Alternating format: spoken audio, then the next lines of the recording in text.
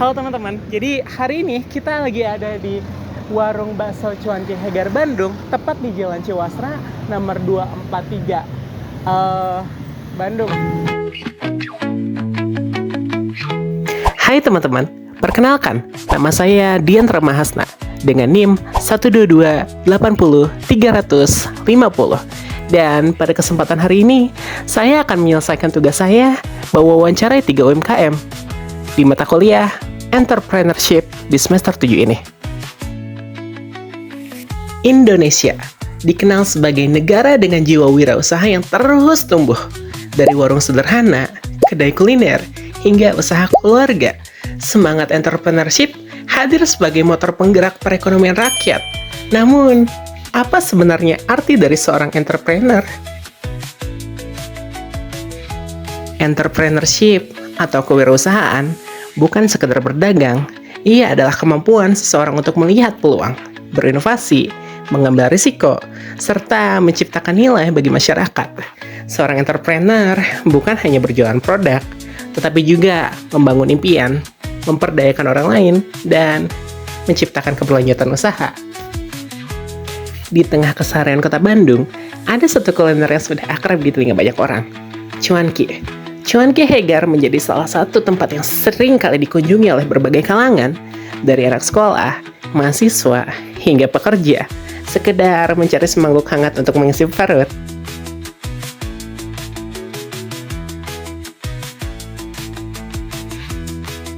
Baik, Bapak, perkenalkan saya Dian Ramahasna, mahasiswa UIN Sunan Gunung Jati Bandung. Saya hari ini ingin mengerjakan tugas kuliah saya. Sebelumnya maaf banget nih mengganggu waktunya. Sebelumnya boleh perkenalkan dulu, namanya siapa? Nama saya Abdul Hafiz Maulana. Abdul Hakim Maulana.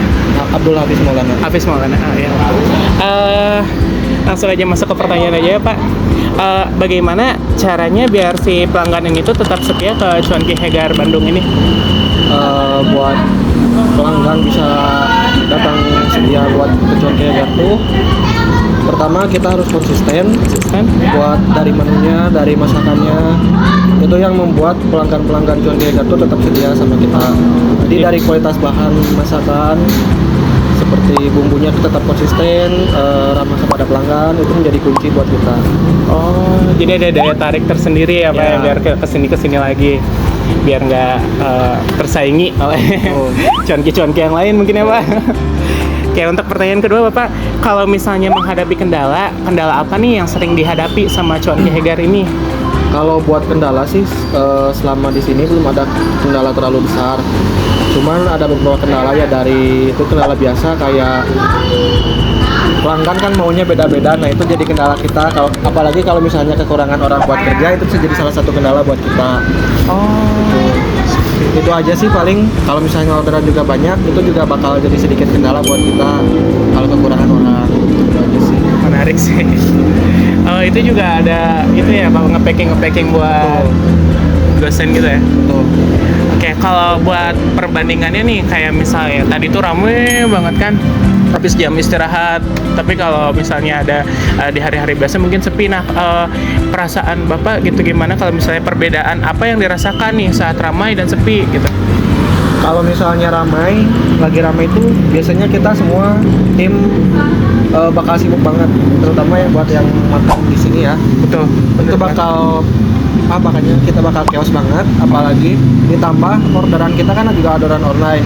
Kadang orderan online itu dipatok sama jam 10, misalnya jam 10, jam 2 itu tuh harus udah beres gitu. Ditambah sama yang kesini jadi agak sedikit kendala itu tadi. Oh, tuh. Kalau misalnya lagi sepi ya kadang kita sepi itu bisa lebih cepat buat ngerjain yang offline-nya gitu. Oh, jadi selalu ada aja gitu ya, Pak? Ya. Nggak sepi itu nganggur, nggak kan? Nggak, tetap Keren ada sih. kerjaan. Menarik, Pak. Terus inovasi apa nih yang membuat konsumen tertarik? Entah itu dari produk yang baru atau misalnya dari sistem promosinya itu kayak apa, Bapak? Kebetulan buat inovasi sekarang tuh Cuanki Hegar tuh lagi memperbanyak konten ya di sosial media. Ada di Instagramnya ya, Pak? Ada Instagram, TikTok sama juga. Ya itu yang dua itu sudah lagi digarap sekarang tuh. nanti juga kita bakal live kayak gitu buat menambah daya tambah gitu, daya tarik pelanggan. Sekarang kita lagi difokusin di itu aja sih, di media sosial. Di media sosial.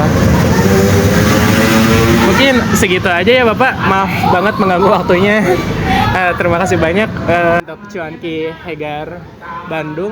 Untuk wawancara yang kedua, hari ini kita bakal mewawancarai di warung Teh Mas, tepat di Jalan Selatan Kulon di Jalan nomor 4.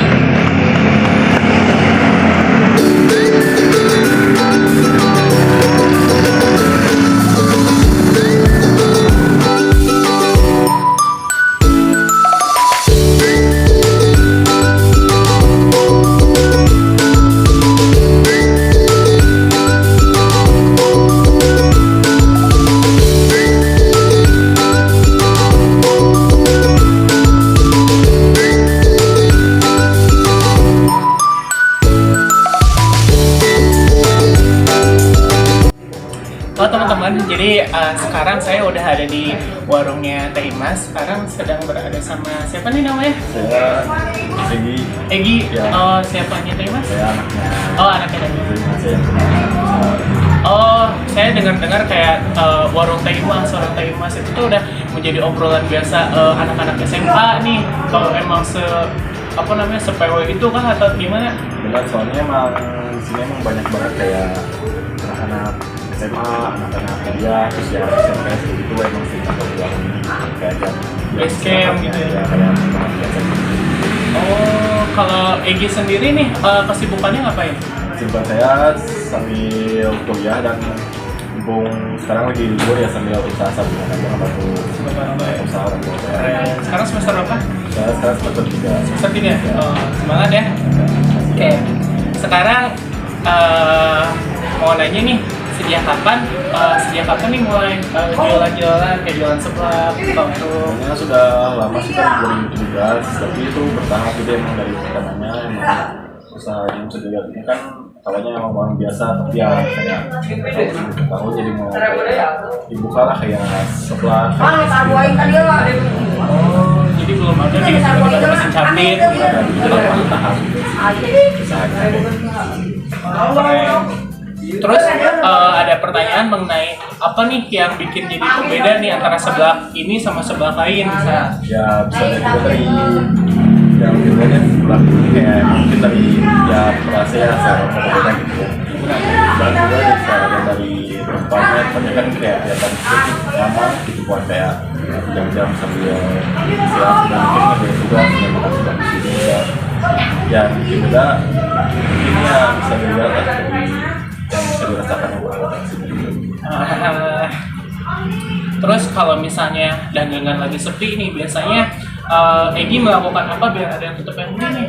Saya biasanya kalau misalnya emang mungkin tahun-tahun sekarang ya merasa gitu ya para usaha yang mulai sudah sepi gitu. Ya bisa kan saya juga mungkin punya sosmed kayak gitu ya, saya bisa promosiin lewat video saya di Instagram itu kayak gitu buat itu usaha saya kayak yang upload di Instagram dan menceritakan perizinan. Ya alhamdulillah mulai pada bertahan juga gitu dari kita viral dari sini. Atau mungkin dari WhatsApp ke WhatsApp ke temen-temennya gitu kan ya? Kalau itu paling tantangannya itu paling yang ada kompetitor ya.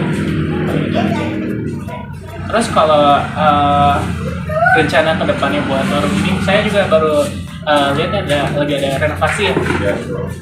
Nah ini emang ya kedepannya ya, bisa apa jadi mungkin direnovasi lagi dari silahan jadi diperluas lagi terus dari lautnya nanti bakal ada rezeki bakal ada cabang lebih gitu ya, ini bisa di tempat di sini ada yang lain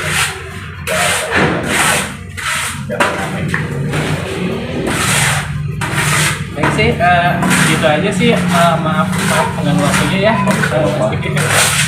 Dan sekarang UMKM yang ketiga, hari udah mulai sore dan hari ini kita bakal mewawancarai tukang tahu sebenarnya yang belakang. Dan katanya tukang tahu sebenarnya mahasiswa semester 3.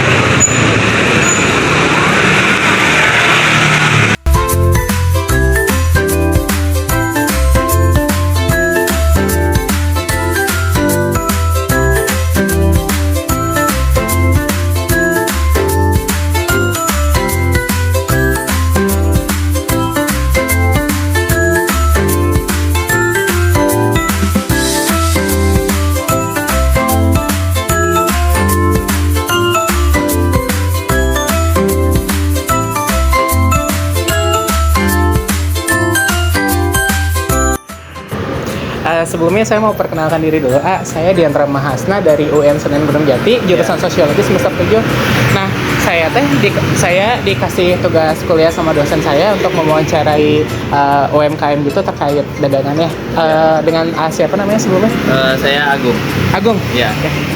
Jadi pertanyaannya gini, apa ada cara khusus nih supaya si penjual pelanggan ini tuh tetap datang meskipun banyak penjual lain ya sejajalan ini teh?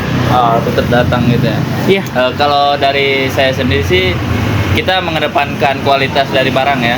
Kualitas dari barang, terus pelayanan ke konsumen dan penyajian secara profesional lah. Profesional. Mungkin itu aja sih. Tantangan apa yang paling sering dihadapi saat berjualan tahu ini? Ya, tantangan untuk pedagang tahu ini sebenarnya nggak terlalu banyak sih ya. Hujan sih. Hujan. Iya, hujan. Apalagi kalau kita kan pedagang nggak keliling ya, diam di tempat gitu. Kalau hujan ya kita udah pasrah aja gitu. Soalnya kan kemungkinan besar si pelanggan itu kan tidak akan keluar, palingan online. Nah, kita menyiasatinya dengan dagang online. Oh, bisa online juga di sini? Ya, online. Gojek atau? Ya, GoFood. GoFood. Oh. Jadi paling kalau hujan itu solusinya cuma GoFood. Ya, online dari online. Menarik. Terus pernahkah mengalami kondisi penjualan yang lagi menurun? Kalau iya, gimana nih cara bangun dari itu apa namanya penurunannya itu? Mensiasatinya sih simple sih ya. Dari kitanya kita kasih promosi aja ke pelanggan agar itu salah satu trik juga ya menurut saya supaya nama brand atau usaha kita itu bisa lebih dikenal sih. Satu lagi nih, ada rencana untuk mengembangkan usaha lebih besar? Kalau kayak misalnya membuka di cabang lain atau misalnya dengan berjualan yang baru nih kayak misalnya telur asin gitu atau apa? Untuk saya sendiri sih mungkin menambah banyak menu ya. Kan ini bukan hanya tahu Sumedang saja, ada lemper, ada telur asin. Dan rencana saya juga ingin buka franchise untuk tahu Sumedang. Oh, franchise jadi bercabang. Ya. Oh, gitu. Terima kasih banyak ya, maaf